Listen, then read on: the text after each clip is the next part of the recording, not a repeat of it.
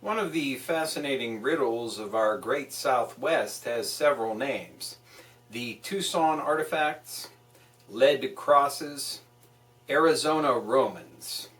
It all began along the Silver Bell Road northwest of Tucson, Arizona on the 13th of September 1924 when Mr. Charles E. Manier discovered the first relic by accident.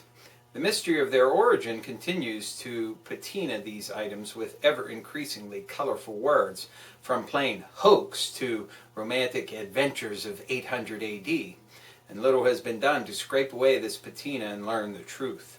Could a band of late Roman adventurers possibly have managed to get into Arizona so early? That's from Enigmas in Lead from Gaston Burridge. 1971 in the magazine Pursuit, as recounted in Ancient Man, a Handbook of Puzzling Artifacts by William R. Corliss, part of the Sourcebook Project. Fundamental stuff. Hello and welcome to another edition of the Stench of Truth. I want to take this opportunity, my episode number 500 is coming up, and if anybody has any ideas about what I could do for a show, for a video for the 500th Stench of Truth episode here on YouTube, put it in the comments or send me a message and let me know. Accept any input from my fans. And obviously I'm here because I believe in what I'm doing, and you're watching me because you enjoy me for one reason or another. So I'd like to do something for you guys. So let me know if you have any ideas. I want to also remind people, because I have received some comments that seem to indicate that, you know, I'm harping a lot on the Republishills at this current time. And of course, I just want to point out that this is only by virtue of two facts. And one is because the debates are going on and the Republican candidates are all over the news, so you can't ignore them. And that the people, the Republishills that are in Congress are acting just as lunatic as the candidates running for president.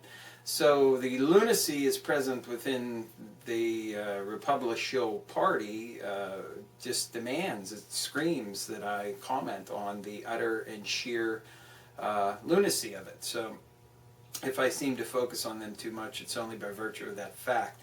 I want to remind you of a couple of things that I have obviously been a person that has pointed out Obama's true story before he was even the Democratic candidate in 2008. I outed this guy. My point of view has always been one that the left and right are no different. There used to be an old adage in this country that the Democrats were the party of industrial capital and the Republicans were the party of finance capital. And if that was ever true, it's certainly no longer true today. Because basically the only kind of capital that you have in this country is finance capital. That's just the bottom line. I mean, if there is industrial capital, it's way down. And when you look at campaign finance, what you find is that corporations and Wall Street hedge their bets by giving money to both sides. And I don't know whether that's just to make it seem like they don't know who the next president's going to be, so they give some money to both of them, or they're left out of the loop in the pre-selection process. I don't know. I probably think it's more the former. They want to make it seem like they don't know who the president's going to be, and they give money to both sides. When in fact they already know who has been selected to be the next president. Now, so I've called Obama out all this time. I've called out the Democrats numerous times over the last 4 years that I've been doing this, and for their shillery, for their Wall Street sellouts, for their healthcare fiasco. For an example of this type of thing, you can look back in my videos and see that this is the case. So I'm not just the right quote-unquote or left quote-unquote person, because there's no such thing in politics today. It's all just a game, as I've been trying to explain. It's a show, it's a sham reality show. It's a really bad reality show. It's the worst reality show you could possibly imagine, because they're not even living in reality. They're living in some fantasy world that they invent in their own mind. And amazingly, there are people that actually seem to really believe what these people are saying, which totally stuns me. Now, just as an illustration of the kind of thing that I have pointed out, when you look back and see the so-called Affordable Care Act, otherwise known as Obamacare, and the term Affordable Care Act is the most lousy piece of shit name that you could give to this program, because it does absolutely nothing to curb costs. The number one driving force in costs in healthcare is from the insurance companies that provide that coverage. They all suck. They're all in bed with banks. So they are, in effect, they're offshoots of the banking industry. And because all of their money is put into financial speculation, they're all virtually bankrupt, just like all of the giant black hole too big to fail banks. Okay, so if you don't get rid of the insurance companies and the tremendous hundreds of billions of dollars that they add to the healthcare costs, then you're doing nothing to tackle the costs. That's why I've always been a proponent of single-payer care, where there are no fucking insurance companies. So, why do we have the Affordable Care Act? Well, all you have to do is look and see where money is spent. Nancy Pelosi received a great amount of money from the healthcare industry. And I would venture to say that when it says healthcare industry, that actually is just straight up insurance companies. And Harry Reid is the same way. And I would imagine that it's true for every other politician that voted for the stupid, ridiculous Affordable Care Act, which mandates that you buy a private insurance policy from a private health insurance company, which jacks up the cost to pay for all of its hundreds of billions of dollars in overhead. And that's why you get a crappy policy that you pay too much for, and you get too little care as a result of it. And claims are routinely denied. So keep that in mind.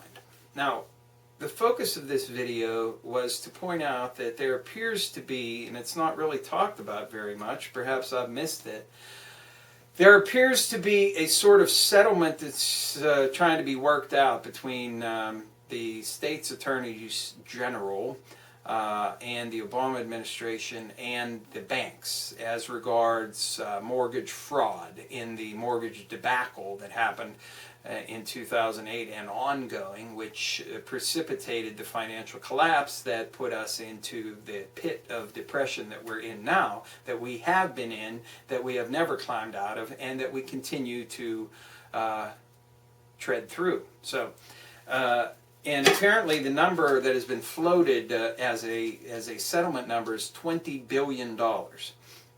Okay, and in exchange for the $20 billion, all of the banks will be freed of all liability when it comes to robo-signing, fraudulent mortgage sales practices and tactics. Basically, it's a get-out-of-jail-free card for them, so that no one can bring any suits against them for anything related to the mortgage situation. And of course, in the meantime, they'll continue to foreclose on people's homes, and they'll continue to do the robo-signing and all the other illegal activities, and they'll continue to securitize the mortgages and sell them as derivatives and everything else. They'll continue all of this activity while this supposed negotiation is going on. Now, it appears that the Obama administration is pushing for this, and that should be no surprise, because the Obama administration and Obama himself is a complete and utter tool of Wall Street, which is the hub of finance capital within this country.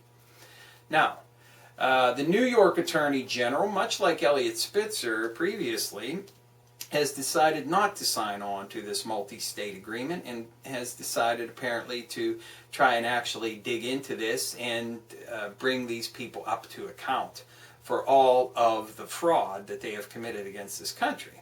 And I applaud him for that.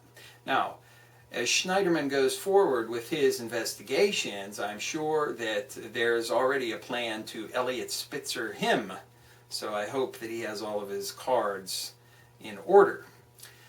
Because I'm sure they'll be looking for every way they can to get this guy to go away, if in fact he's serious about going after the banks.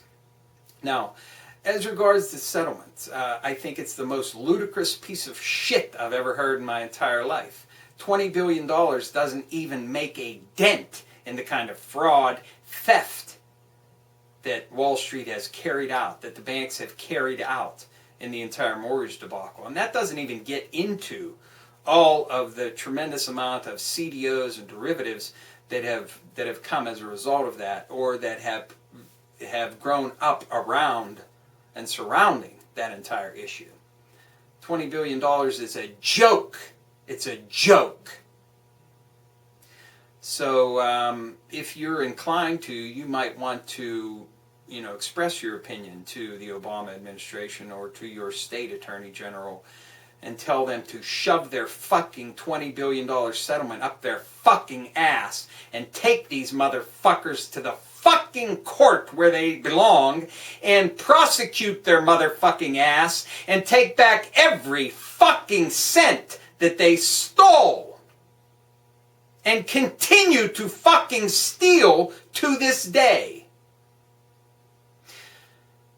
That's the only fucking way anybody is going to be held accountable for anything. And if they want to start talking about a financial settlement, they better start talking about $1 trillion fucking dollars before I'm even interested in hearing them open their fucking mouths. Now, last but not least, but tangentially related, is some commenters have pointed out that perhaps the focus of the Occupy Wall Street people should be the Federal Reserve. Now, I'll ask you this. I'm no defender of the Federal Reserve. I think they should be audited. I think they should be nationalized, okay, so that then that money could be used for productive purposes in this country, rebuilding the infrastructure and doing all the other things that need to be done. But I ask you, do you think that Ben Bernanke and the other board members call up J.P. Morgan and Goldman Sachs and all these other places and tell them how they're going to run their shit? Or do you think that Jamie Dimon and all these other bigwigs over there on Wall Street are the ones that call the motherfucking Fed and tell them what they're going to fucking do? Because it's quite clear that the Federal Reserve is not acting for the United States, whatever that might be, or in the best interests of the country, if in fact we are one, but instead they are working as direct tools of Wall Street. So, no, the protesters should not be protesting the Federal Reserve because that's a notch down from the people who are really running it. So I would hope that in the other finance capitals like Chicago and London and Paris, that they will go after the same thing. And that is to pinpoint where the problem is. It's the banks. It always has been the banks. It always will be the banks.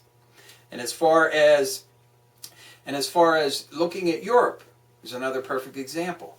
All you hear about is sovereign debt crisis, sovereign debt crisis, sovereign debt crisis. They don't have sovereign debt crisis. There's not a single country in this fucking world that has a sovereign debt crisis. What they have is a black motherfucking pit of bank problems that the solution to, because the banks run the fucking governments, is to make the governments bail out the motherfucking banks continuously with more and more and more money, because you can never satisfy the ravaging beast that is the endless pit of these banks.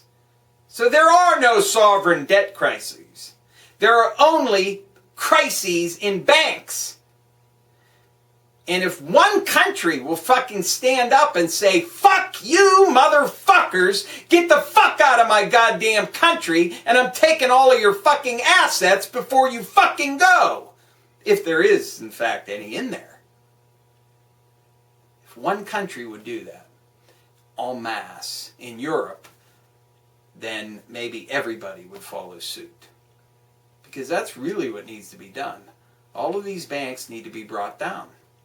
They all need to be brought down, and every cent of money that they have stolen needs to be clawed back from them. And every one of their directors, their CEOs, their COOs, their CFOs, all of them need to go to prison. That's it. End of discussion. Thank you.